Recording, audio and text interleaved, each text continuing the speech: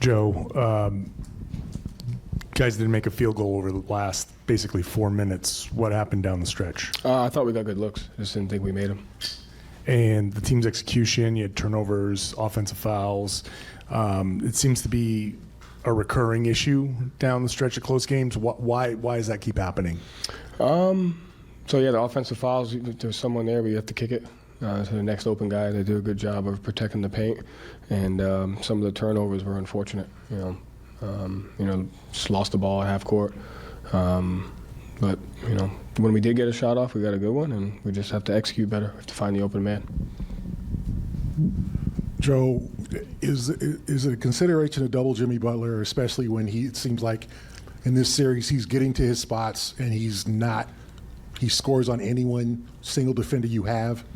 I think when he misses, we have to get the rebound. So we gave up 2 very, very critical offensive rebounds. And then we let Duncan Robinson get loose for a couple threes in the fourth quarter. And so I think focusing on, the role guys getting going is more important than that. And when he misses, we have to get the rebound. And so I thought we played relatively good defense, on possessions, and we didn't finish plays. Defensively, what did they do in the last 6 minutes to make it hard for you guys to score? I mean, they played zone, but I thought we played a better place. I thought Jason just made the right play, got the ball where it needed to go, whether it was him or others. And when we didn't turn it over, I thought we got good looks.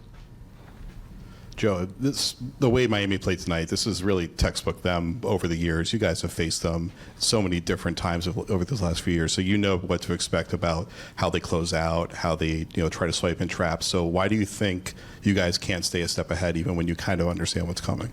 Because it comes down to the details and the margins, and so we have to, when we get a stop, when we force them into a difficult shot, we have to get the rebound.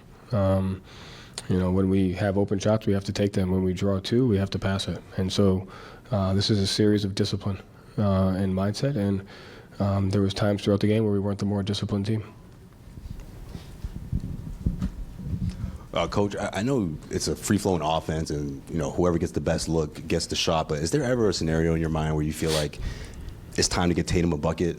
I mean, he had the ball in his hands almost the entire game. Right, but was there ever like an emphasis to be like, this play is going for Tatum down the stretch? Is that something that happens often? Against zone, that happens a lot, yeah. But against zone, I thought with him the ball in his hands and the ability to make the right play, whether it was a pull-up 3 or an opportunity to get downhill, I thought he was extremely aggressive, and I thought he did a great job with the ball in his hands, making the right play. And what did you tell the guys after this game? We got to win one at a time. Joe, was there any consideration to going to Rob over Al to end the game? No. And what was the reasoning to go with Al over Rob in crunch time? Al's finished every game he's played. Okay.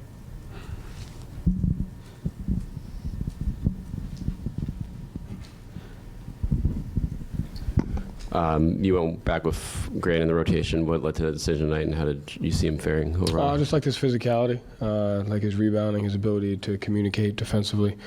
Thought he'd give us some really good minutes. And what led you went with Derek to start the second half? Did you like that look going smaller to start? I thought it gave us a different look. I thought we were able to change the matchups a little bit. I thought we got off to a good start. Yeah. You mentioned the details and the margins before. What specifically do you see the Heat doing better, kind of on a consistent basis through these first 2 games? Not turning it over and getting extra possessions. And does that come down to rebounding, discipline? What's missing from your perspective on your so end? not turning it over is just making the right decision with the ball, whether it's you don't pass up an open shot or you kick it when you drive it. And then, they got critical offensive rebounds tonight that our first shot defense was good and we didn't finish the play. I know you said you told them just win one at a time. You guys have been in tough spots in different times and generally bounced back pretty strong. What do you kind of need to see just over these next couple of days? What do you see over in the rest of the series? This is obviously a more challenging predicament than you have been in even. Yeah, just the consistency to the discipline and the mindset that it takes. Whether it's the finishing plays, valuing the basketball, making the right play. Like, it always comes down to those little things. Joe, it seems like sometimes in crunch time situations, a lot of guys take it upon themselves to try to make a play. rather than, I think what you're talking about, making the right play. Like they're trying to do it themselves. Is that accurate? Do you see that as something that guys are trying to do a little too much on their own and not trusting each other? I mean, if you have turnovers and offensive fouls, you're clearly not making the right play. You know what I mean? Like, so I think you have to make better decisions. And so when we get into a situation, if you run a guy over, someone was probably open. You know? Joe, is this a point where it's mental? It seems like they know they can get you guys. They know they can catch you guys. They didn't seem to panic. You guys seem to have just the yips a little bit. Is it mental at this point? And Yeah, I mean, sorry. And how do you get out of that mentality where you think you're playing not to lose? I mean, I think, that, like you said, it's a series of discipline and a mindset. So, yeah, it's mental from the standpoint of who can make the right plays at the right times, who can make the simple plays, who can win those details and those margins. So, yeah, it's definitely mental. Joe, when Grant got in Jimmy's face there, is that just a case of emotions getting the best of him?